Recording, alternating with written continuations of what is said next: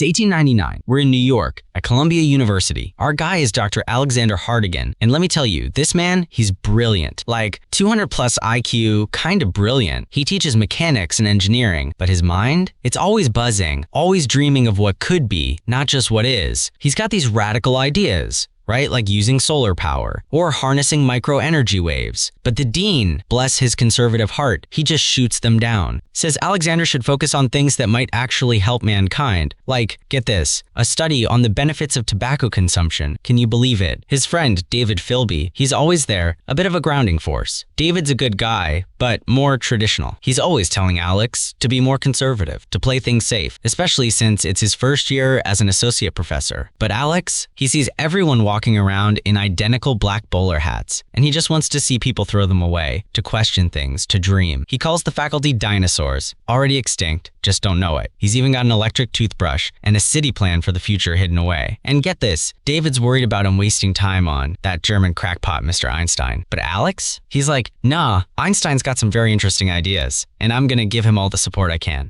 A true visionary, you see? But as brilliant as he is, Alex is a bit scattered sometimes. He's often so deep in thought, he almost forgets things. And one evening, David has to remind him he's nearly late for a very important engagement. A young lady, her name is Emma. He rushes off, promising flowers. But on his way, he gets totally distracted by this incredible new invention, a horseless carriage. It's spectacular. The driver accidentally starts it, but Alex, quick as a whip, grabs the brake and stops it. The driver, thankful, offers him a ride, but Alex, as much as he wants to explore the cantilevered gasket and fuel regulator, he knows he has something even more important. He arrives at an ice skating rink, and there she is, Emma. And, of course, she immediately says, "You're late, Professor." He apologizes, says he got distracted, and oh, he forgot the flowers. Classic Alex. But he asks her to take a stroll, and she accepts. As they walk, she notices him shivering, worried he's sick, and that's when he pours his heart out. He tells her he's not sleeping well, can't eat or think without her, that he won't ever be well without her. And then he asks her to marry him. He tells her, "We're meant to be together. It's the only thing in my entire life I've never had to think about." It's beautiful, right? He pulls out a ring, a moonstone, and Emma, she's overjoyed. It's her birthstone. She loves it. But then, just seconds later, disaster strikes. A man appears from the bushes, a thief. He demands their wallet and jewelry. He even says with this chilling nonchalance, "I guess we could call this your first little bump on the road to marital bliss." Alexander tries to fight him off, to protect Emma, to keep the ring. But in the struggle, the gun goes off, and Emma is hit. She bleeds out in his arms, just like that. Gone. Can you even imagine? The love of your life, taken in an instant, right there, because of a random, senseless act. It shattered him, completely broke him. So 4 years pass, and Alex, he's a shell of himself. He's buried deep in his work, consumed. David visits, concerned, tries to pull him out of it, to tell him Emma's gone and she's not coming back. But Alex is having none of it. He's obsessed, driven by grief and a desperate hope. He tells David, nothing will ever change what happened. Then he corrects himself, his voice hardening. "No, you're wrong, because I will change it." He's built something incredible, mind-bending, a machine, a time machine. He's going back. He has to go back. He tells David to come back in a week, and he'll show him. But as David leaves, Alex whispers to himself, "In a week, we'll never even have had this conversation." He truly believes he can fix it. So he gets into this incredible contraption. He inserts a lever, pushes it. Time starts to accelerate. But in reverse, he's back at the ice skating rink. This time, Emma says he's early. He remembers the flowers he forgot, but instead of buying them, he just kisses her. He's trying to change things, right? He tells her they should go to the city, Bleecker Street, away from the park, away from where it happened. They're walking, and Emma, being Emma, she spots that horseless carriage again, totally captivated, just like he was. But Alex, he ignores it, dismisses it as just a machine. Emma, though, she knows him. She notices something's off. "Alexander, tell me what's going on," she asks. "Is something wrong? You're passing up the chance to explore some new gadget." He tries to reassure her, tells her to go straight home, wait for him, promises he'll come back later, even if he seems confused why they didn't meet at the rink. He pleads with her, "You must trust me. Just know how much I love you, how much I'll always love you." She's confused, but she trusts him. But before she leaves, she reminds him, "But first, where are my flowers?" So he goes to buy them. Just a minute, he thinks. I can still save her. But then, boom! The horseless carriage, the same one from earlier, it starts involuntarily. Spook some horses, pulling another carriage, and what shouldn't happen happens once again. Emma, killed, in front of him, again, but a different way. He's devastated. David finds him, offering condolences, saying nothing can change it. But Alex, he's in despair. This was not supposed to happen, he cries. We were out of the park, Philby. We were safe. Why can't I change it? I could come back 1,000 times. See her die 1,000 ways. It hits him. He can't change the past. The answers aren't in going backward. He needs to go forward. He needs to understand why. So Alex gets back in his time machine. This time, he pushes the lever forward. And oh man, time just flies. A day becomes an hour, a month in a minute, a year in seconds. His home dissolves, becomes a garage. Fashions change like lightning. The city skyline transforms. New technology whizzes by. He speeds and speeds and speeds. He eventually stops, hesitantly stepping out. The year, 2030. He makes his way to the New York Public Library. And what he finds there, it's different. He's greeted by a holographic librarian named Vox 114. Imagine that. A photonic memory core, a third-generation, fusion-powered photonic, linked to every database on Earth. Alex, baffled, asks Vox why one can't change the past. Vox immediately accesses the science fiction library. Alex insists, no, real scientific literature. And Vox, without missing a beat, gives him the cold, hard truth. You can't change it because time travel is not possible. Alex, disappointed, knows he hasn't found his answer here. He thinks aloud he must go further into the future. So he continues his journey through time. He's flying through the years when suddenly a tremor. He stops quickly. The year is now 2037 and the world outside, it's destroyed. Military vehicles appear. Soldiers emerge. They try to arrest him, saying they need to evacuate because the moon is breaking up. Can you imagine that horror? The moon, our constant companion, shattering. It turns out, according to the sources, that lunar colonies were being built, and the demolitions for those subterranean living chambers messed up the moon's orbit. Imagine advertisements for lunar leisure living, promising fishing in the Sea of Tranquility and golf on a championship course, while the very acts of creating them doom the Earth. It's a terrifying thought, how human ambition can lead to such catastrophe. As the Earth's crust cracks beneath him, a powerful earthquake hits. Alex barely makes it back to his machine, but as he starts it, he's knocked unconscious. Time, now uncontrolled, accelerates wildly. Thousands of years pass every second. Trees grow into canyons. Ice ages come and go. Continents shift. This isn't just a few decades anymore. This is a blur of millennia. He wakes up, disoriented, somewhere on Earth. The year? 800,000 AD.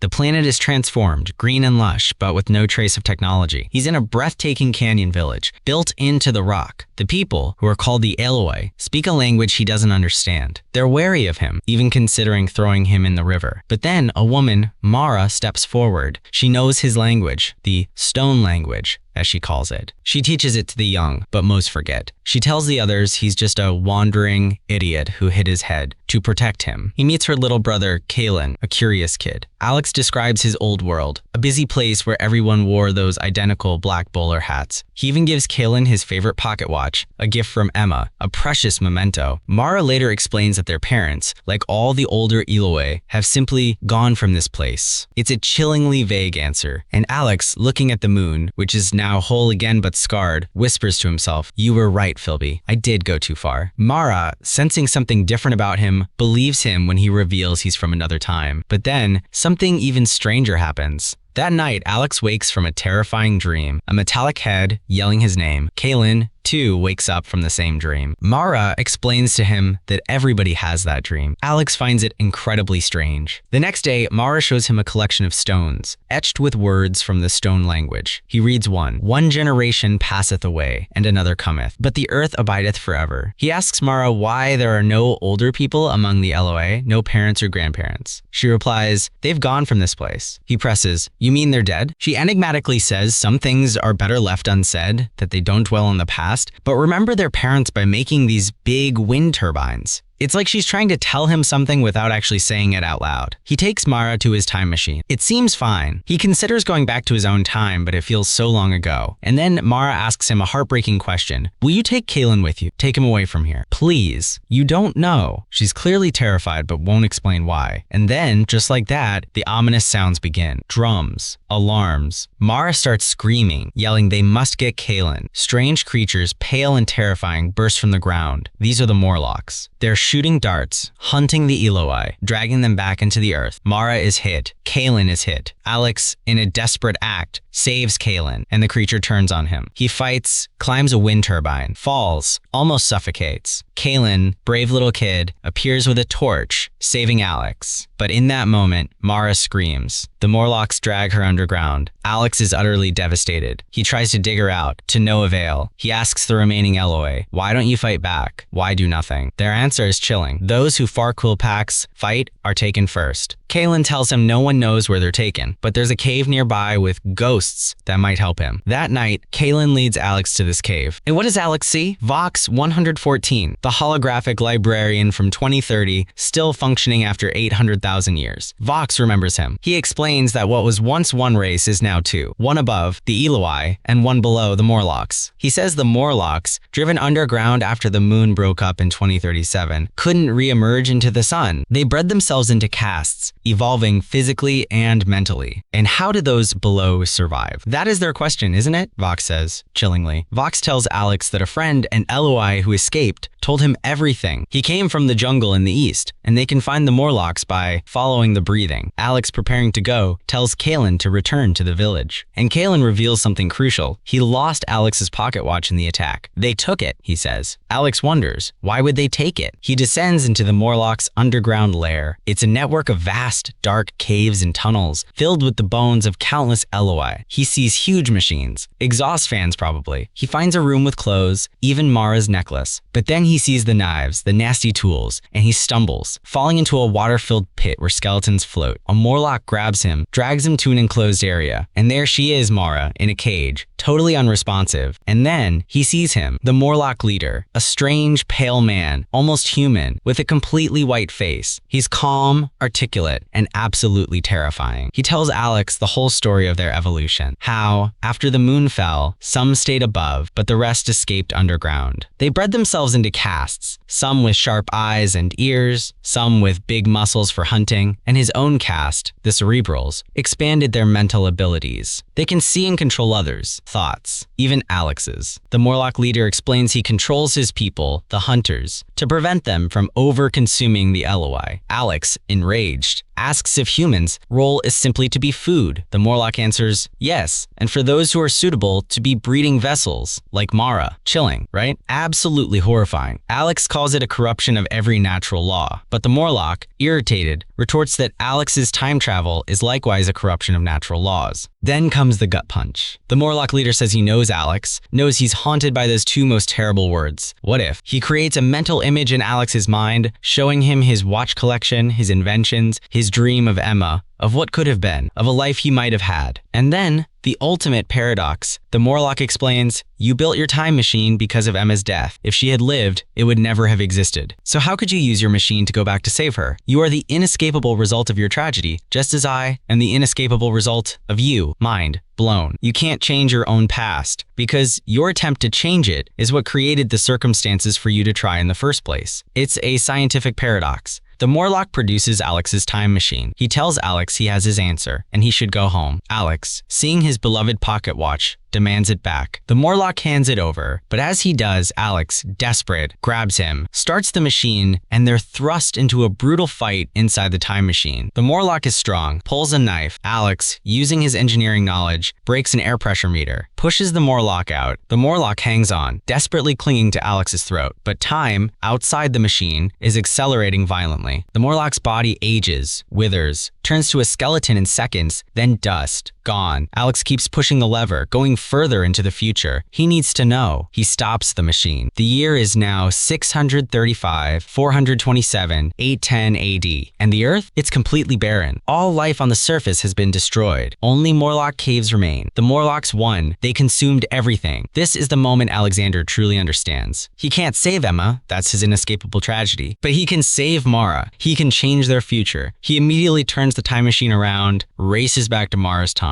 He goes straight to the Morlock lair, finds Mara, and rescues her from her cage. He starts the time machine again, but this time, he jams its gear with his pocket watch chain. He sets it to go forward into time, but by doing so, he ensures the machine will explode, creating a massive time wave. This wave, because all the underground tunnels are connected, will sweep through, instantly killing or disappearing every Morlock in its path. Alex and Mara run, pursued by hordes of now uncontrolled Morlocks. He's hit by a dart, marked by its smell. They climb towards the the surface, the blast imminent. Just as they make it out, the pocket watch breaks, the time machine erupts in an explosion, and the time wave spreads, annihilating the Morlocks below. They're saved, along with the other villagers who watch the terrifying wave pass. Mara, seeing the wreckage, says she's sorry he lost his machine. But Alex, finally at peace, looks at her, holds her hand, and says, "Oh, it's all right, it was only a machine," and that's where he stays. In this new time, 800,000 AD, he's found a new home, a new life, a new purpose. He starts showing Mara and Kaylin where his house once stood. Describing his old laboratory, the kitchen Mrs. Watchett never let him enter, the garden. Vox 114, the wise old holographic librarian, finds a new role, telling stories from his vast database of historical books to the Eloi children, like the tales of Tom Sawyer. Meanwhile, back in 1903, a week after Alex left, David Philby visits Alex's empty lab. Mrs. Watchett, his housekeeper, tells him Alex is gone. David, ever the friend, says he's glad. He hopes Alex has finally found a place where he can be happy. He even offers Mrs. Watchett a job working for him and his wife, Molly. She happily accepts. As Mrs. Watchett leaves Alex's room, she says, "Godspeed, my fine lad. Godspeed." And in the final beautiful shot, David is seen outside Alex's house, taking off his black bowler hat, and then he throws it away, just like Alexander would have wanted. Now, some might point out a few things.